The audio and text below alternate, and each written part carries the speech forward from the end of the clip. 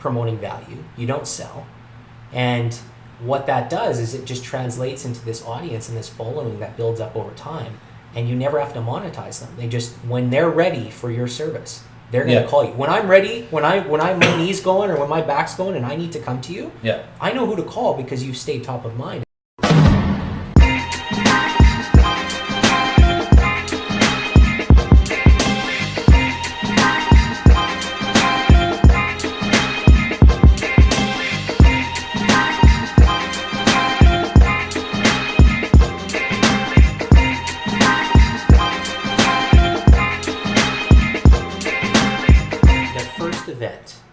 I do this all the time because we do get this question a lot from people. The first event that you ran, what did you do to get the tickets out there? How did you sell them? Yeah. Was it online, Eventbrite, Facebook? What do we have? Yeah, and I think that's a big thing, right? Like a lot of people they've asked us, like, how do you get started in doing an event or whatever it is? Anything, whether it's a business event, anything. Yeah, anything, right? And I think first it definitely helps if you have a network of people and a group of people that have connections or have done it in the past or whatever. So I had a buddy of mine, Keenan, who's done some cool events they have a company called Tastemakers, and they throw a couple big parties throughout the year. And so he had some contacts. And so kind of just started the conversation with him. And then from there, I got a couple sponsors on board. They liked the idea. The first year was tough because we had to pitch this Topgolf style idea. Yeah. And like kind of either pull stuff from Topgolf or, other images and stuff like that as our pitch deck, right? Until we got our own footage from the first one. But yeah, other than that, we have a pretty big network of people that we know. So it was kind of hit the ground. Yeah, hit the ground, word of mouth. Used Eventbrite too, but I don't think a ton of sales were coming from that. Well, I think that's the misconception, because I think people think that they can run the event, run a Facebook ad, connect it to Eventbrite, and all of a sudden, boom, everyone shows up. No, you still got to go reach out. You still got to hit the ground, and then that word of mouth. Eventbrite and Facebook is the supplements, right? And as you build the brand, once everyone knows about these events every single year, then they'll see the Facebook ad, they'll remember it top of mind. Right. Then they'll sign up year after year. But you gotta give her in the first couple of years to get that brand out there. Oh yeah, and get it started. Like this is our third year, and we made a committee this year of like 6 people, and just we'll have to make some changes, even kind of like how we execute things and figuring out people's roles and stuff for next year, which will help it be more efficient. And then from there, again, it's like, hey, we'll sit back at the end of the year, what went well, what didn't, what do we need to change, and then from there, that's going to help push us forward. But it's like you said before, it's like people want this stuff now, and I think for like it's a 3 to 5 year process of like going through trials and errors, especially with the golf side of stuff, because it is kind of more of a side business, and you only have 4 months of the year to try and execute this stuff. Yeah. It's a second shift. You do your full-time job, and then you put in your 8 hours from 7 to 2 in the morning and get as much as you can done. And trying to get it done. Yeah, exactly. All right, Q. We're ready? We are ready. All right, sound the sound. We're sitting today with Jordan Jeske from The Project. Let's go. Pretty good, Jordan. Okay. We've known each other for a while. We golfed at Petroleum Club together, and then a couple years where life hits you, and I haven't been golfing as much. I barely get to the course anymore, even though I want to. Yeah. What's happened since? You got the project going? Tell me about that. Yeah, so started the gym. We're group class, personal training gym, small kind of private boutique studio. Like you can't buy memberships and stuff like that as far and work out whenever you want, like the big gyms. But started that coming up on 2 years ago, I guess. And so I've been personal training for 7-8 years now. And then just long story short, the gym I was part of before closed down, and so I just kind of took that opportunity of, I really, sat back and had some interviews with people and, decided what you wanted to do. Exactly, right? And like, hey, do I want to go work for somebody again or be a contract trainer, or do I actually want to start my own thing? And it took me like 2 or 3 months to really make that decision. I had a place that I could kind of train, intern before I made that decision. And then from there, just kind of pulled the trigger and just kind of slowly built it up. And because I was telling you before we started that, one of the things is I've seen you on social media for the last 3 years. Yeah. Right, I've seen the process, and everyone that's been in your audience and in your sphere has seen you build up over the last 3 years and work hard to get there. Yeah. So talk a little bit about that journey from when you started till now, when you took the leap to dive straight in and start the business on your own to getting to here. any entrepreneur knows what that's going to take. Yeah. So what was your journey like? What did it take to get done? I think the biggest thing for me was I've seen a lot of, especially in my space, we've seen a lot of gyms, people have these awesome ideas and want to execute them and go way too big, way too soon. And yeah, I could have gone and taken $100,000, $200,000 loan out with the bank or whatever and built this massive fancy gym. But now all of a sudden you're stressing with overhead, you're stressing with keeping the doors open and keeping people there and filling the space. And that's a lot of stress and pressure. And that was one thing for me. I wanted to say, hey, I want to own my own business and be my own boss and all that sort of stuff and kind of bring what my vision of what I want the industry to be like to life. But I don't want to be... You didn't need to rush it. I didn't need to rush it. I didn't want to go home just stressing about so many different things. Yeah. Just to try and keep the doors open. So I wanted low risk, low overhead. We have a good situation with kind of where we're at right now. I sublease some space off of some buddies who own a big CrossFit gym, but we're all separate from each other. And we have a physio there and all that sort of stuff. So it's a good kind of community of people that we have. But it was funny. Like I had somebody come into the gym the other day. And it was like, oh, you have an actual gym now. Yeah. I'm like, and I was kind of annoyed, right? But I knew what they meant. Being like, when I first opened the doors, I had one squat rack. I had a couple of things here and there, and you know what I mean? I 100%, because when we started, when I started, I didn't even have an office. Yeah. Then we got an office, and everyone here that still works that was in that office knows how bad was that office? It was horrible. Yeah, so we had it bad, but we did what it took, and we kept the overhead low. We built ourselves up, and then got to where we are now, and that was part of the journey. That's what made it exciting, but. It's still stressful, don't get me wrong. Yeah. When you were buying new equipment, when you were going and signing people up, every step of it, you still have that inside pressure. But it's a challenge more than anything, and it keeps you going. Well, and I think that's the big thing. It's you get these spin studios and all these other fancy gyms, and it's so people go into most gyms, and obviously the Good Life and all that sort of stuff, but especially the spin studios and some of these other ones, they're fancy right off the bat. They have these showers and all that sort of stuff where it's hey, you know what? I'm going to start kind of grassroots. We're going to slowly build because I want this to last long. I don't want, because standard even in the fitness industry is less than 3 years, right? And so for me, I want to be around, I want to build a team, and I want to do it in a way that, there's not this added pressure on myself or the team that we're building and all this other stuff.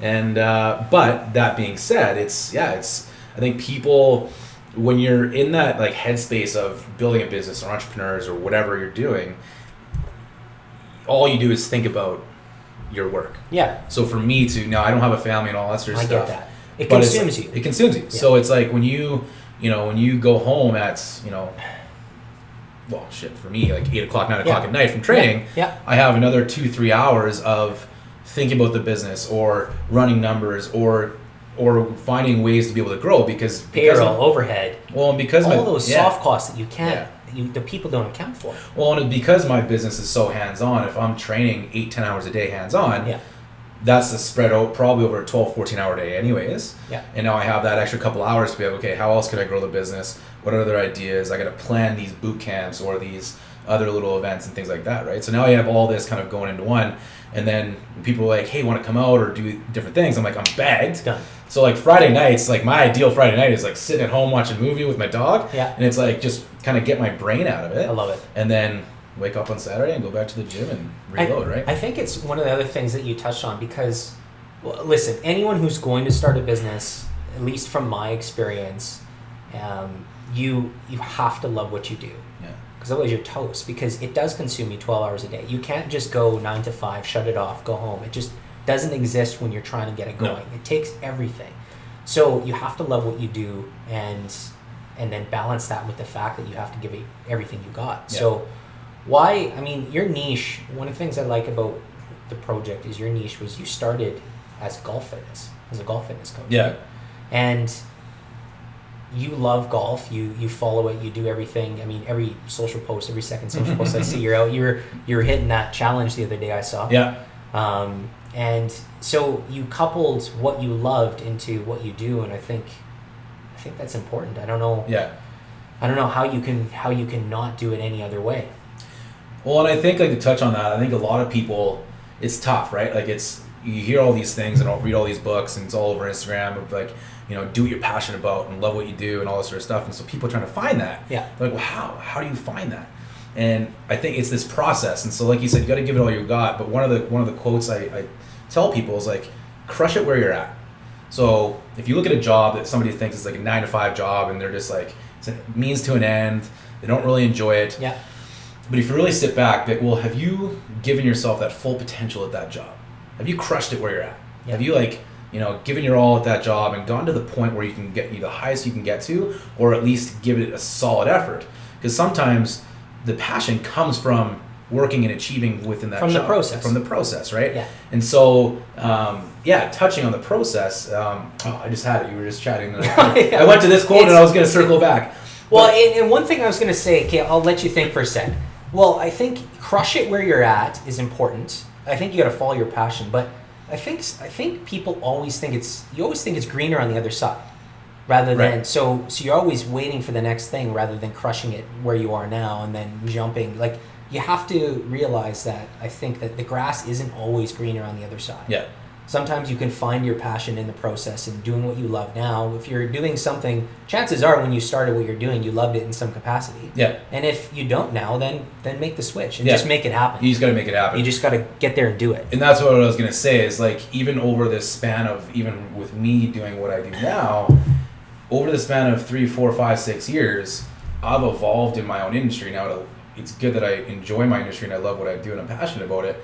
But now I can you can kind of almost see, I'm like, okay, I've done all these different aspects within this industry, and now you kind of really truly kind of start to feel what you actually want to do, right? Or how you want to take that, and that could be a little bit of a different model or whatever, right? I think entrepreneurship evolves for everyone though, right? Like, so listen, any good business starts with what you love, but then I think a lot of people fall in love with business.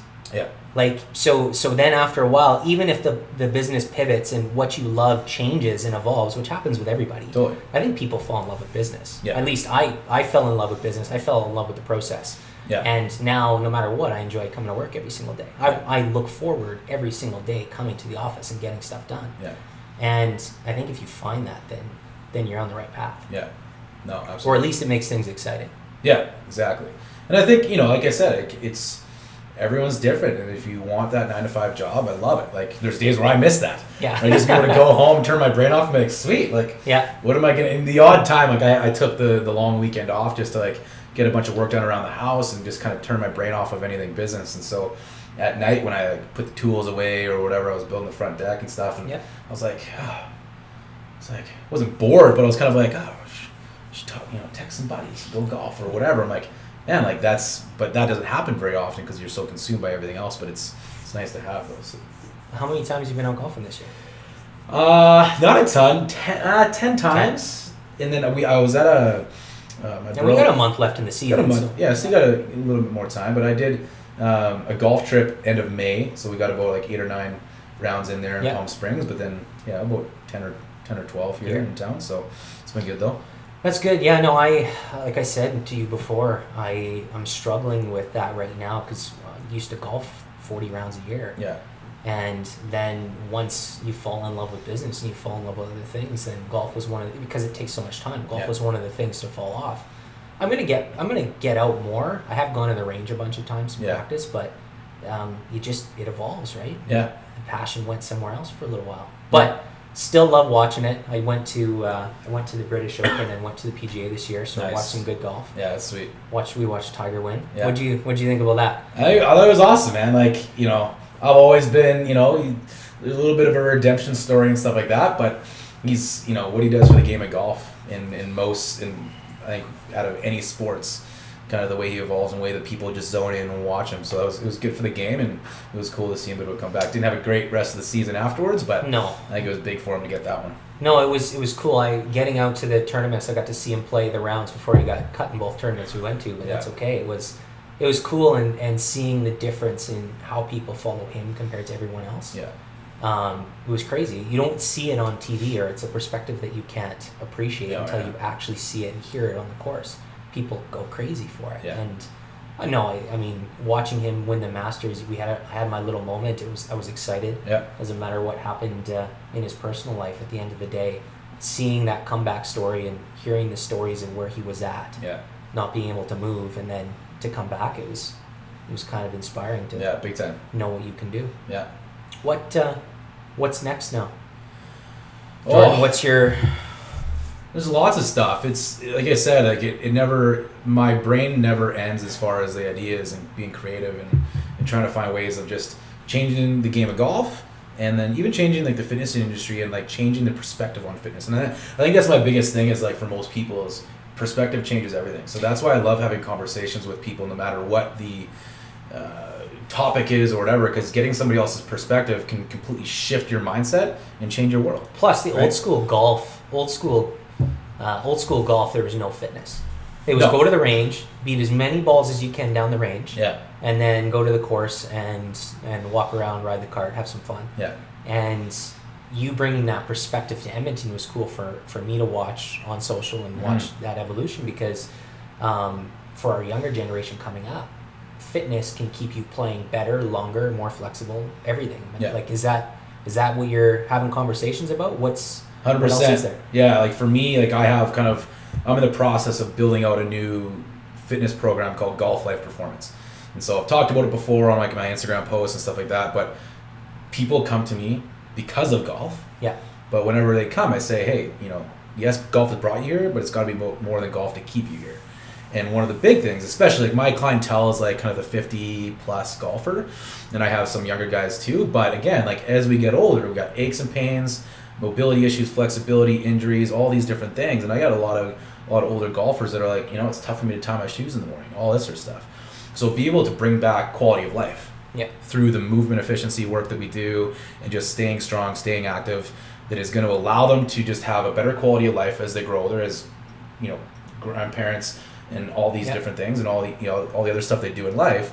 But it's also going to help them play better golf, feel better on the golf course, and all that sort of stuff.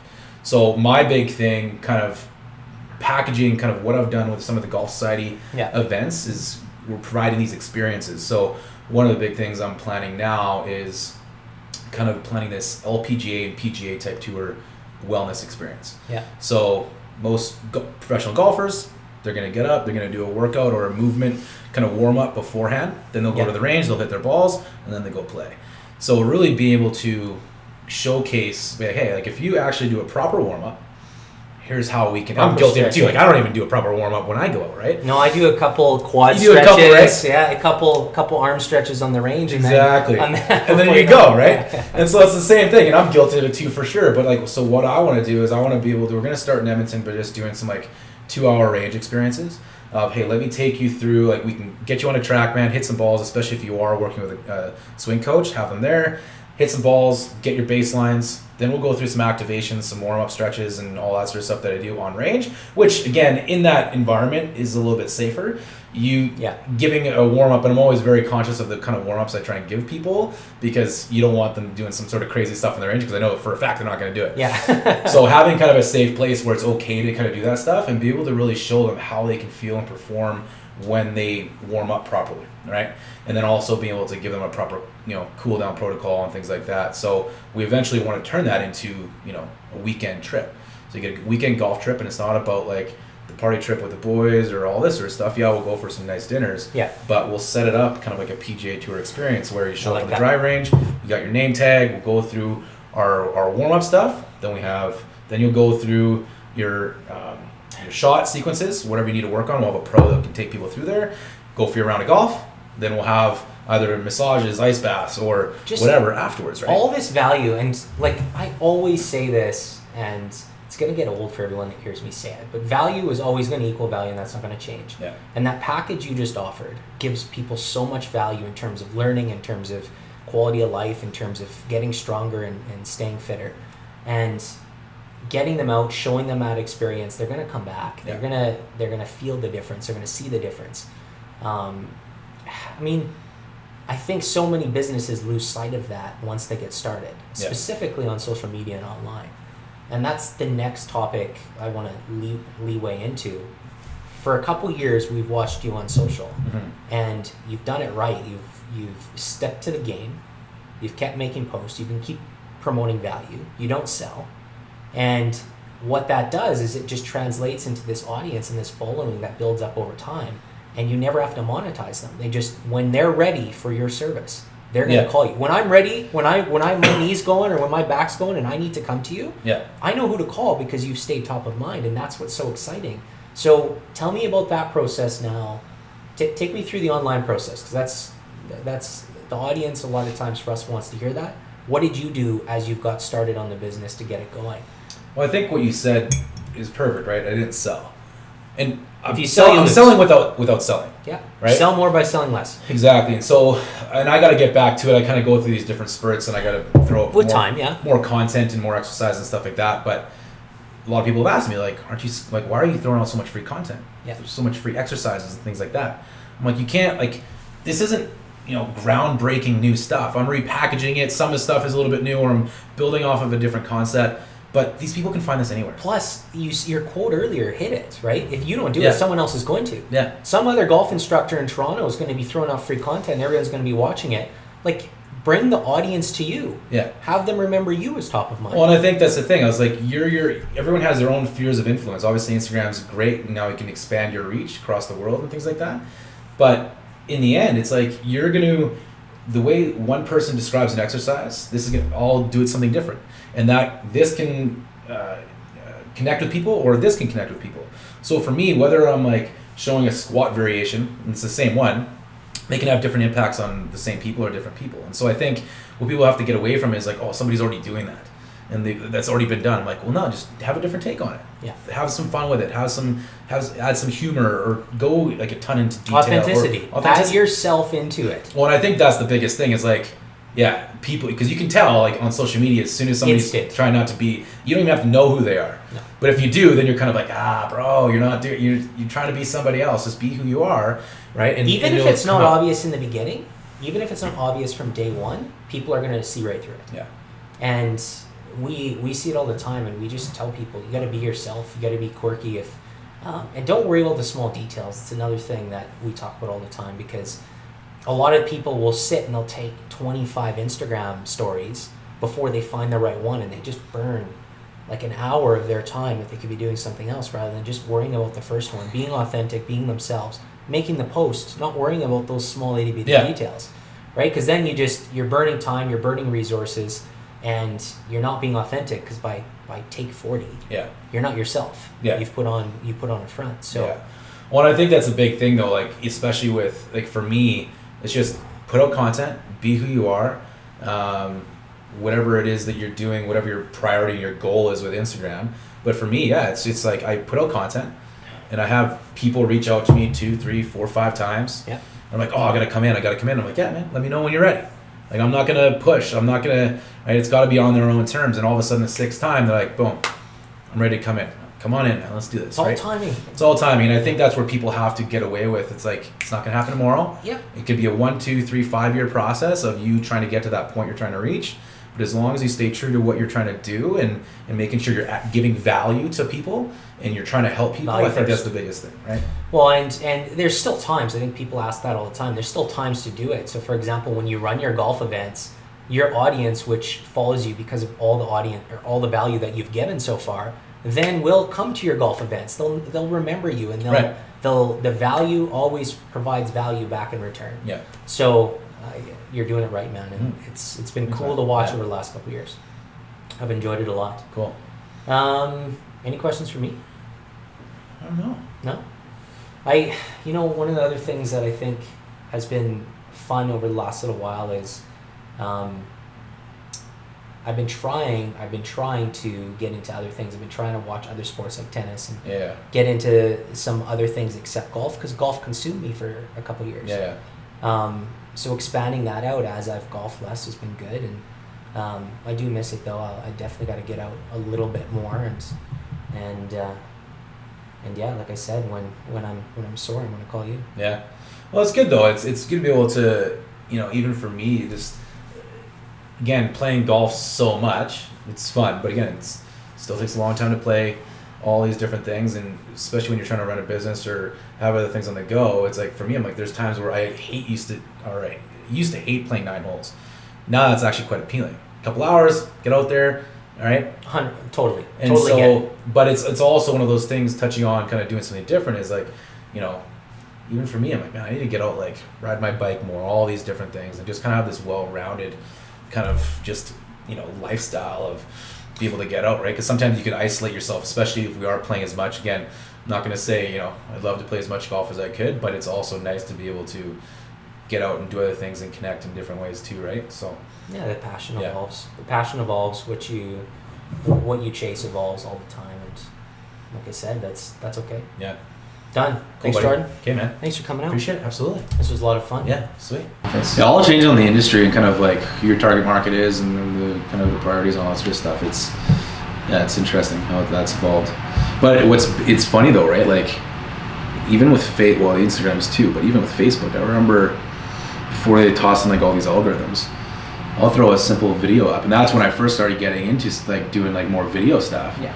That was probably 3 years ago, maybe 4, where I threw up like a couple videos of some exercises. I remember when they were popping. And like boom, I'd get like 2,000 views. I was like, why am I not doing more videos? I gotta be tossing videos out there like crazy. Nobody was at the time, and 2 years ago when videos started to get popular on Facebook, they were pushing for it, right? So the algorithm adapted and they started pushing out more videos, and if you got on that train at the beginning, you developed the audience that way. Yeah. Now everyone's doing it on Facebook and Instagram. All the eyes are on Facebook and Instagram. Yeah. All the eyes are on Instagram, but Facebook is still the biggest platform. Yeah. So everyone's on it. It's crowded. People are boosting now. Everyone's doing what they need to do to stand out and get that reach, which is good. But it's just become a little more pay to play rather than instant organic, which happened before. Which was nice, but again, like as far as a business, like if you are in your business and you boost it for, $5, $7, $20, whatever it is, it's throw in the marketing budget, and that's part of doing business, right? Like no, it's so it is what it is. It's necessary now. Yeah. There's no way around it. And it has nothing to do with because everyone wants the ROI from Facebook boosts, and that's what they always talk about. It has nothing to do with that. Again, right? Put out value. Boost one of your posts where you're just showing an exercise. Nothing else. To just your demographic as small as you can within your sphere. Yeah. And people are going to keep seeing that. They're going to see you top of mind all the time. Yeah. It's still so cheap compared to every other method. And when the timing's right, they're going to call. Well, and it's funny, like I've been playing around with a couple different things, and I'm going to start diving into a lot more in the fall. But I was doing these, I did a little section kind of series of it was 3 exercises, and just like, here's your circuit, here's what you're going to do. And then I boosted those about $10 to $20. Yeah. And it was cool to be able to see the insights afterwards of 200 people saved that video and all that sort of stuff. So now you're like, okay, sweet. You got something, there's value. Yeah, there's value there. People are just like, hey, sweet, I'm going to save that because they saw value in it. I'm like, perfect. There wasn't a lot of comments on it, all that sort of stuff, but I was like, hey, they saved it or shared it to a friend or whatever. I was like, that's all that matters. At some point down the line, as long as I'm consistent with this stuff, that'll come back. Most people don't go that deep though. So they only look at likes and comments when that's not what matters. No. What matters is how many touch points, how much reach do you have, how many people engaged with it or stopped and looked at it, what was the watch time. Look at the things where did people get value from it. And it doesn't always mean that a 55-year-old golfer is going to comment on your Instagram post or on your video. Well, and I think about it myself. Like when I scroll through, I'm not a big commenter on people's stuff unless it's a buddy. Unless it means something to you. Yeah, exactly, right? Yeah. And so for me, I'm like, I'm not really liking and commenting, but I'm seeing all this stuff. Yeah. So it's the same thing. What matters. And it is. And I think that's one thing people get away from. And that's kind of where I got away from too, where I was like, I used to focus so much on, how many likes and comments and engagement did I get that way versus, how many people were saving these things or, whatever, right? And I get people all the time be like, oh yeah, man, I've been following you for years. Yeah, and you had no idea. I had no idea. Yeah. Right? And I'm like, okay, that's what matters, right? And I think the biggest thing is, like you said before, it's like, as long as you can put value and you're kind of true to yourself, just keep on doing your thing, right? Your business will grow, and I'm not trying to, unless you're trying to be like a social, an influencer and get paid for that, then, but it would be interesting now because they changed the likes. You can't see the likes. Yeah, so there's no more validation. There's no more validation, but it would be interesting though, is because you would see, it was funny because you can see who pays for followers. They have 22,000 or whatever, but they're getting 30 likes. I'm like, okay. I was like, versus, so now you have these people that can either companies coming in and be like, okay, well, you're not getting any engagement, so we're not going to reach out to you. Yeah. versus now they can't see. So it'd be interesting to see whether they ask for They're going to see their insights. analytics. What's that? They're going to ask for the insights. For sure they will. Yeah, I was going to say they'll have to. Well, what else is going to happen though? By hiding the likes, it's going to open the door for more people.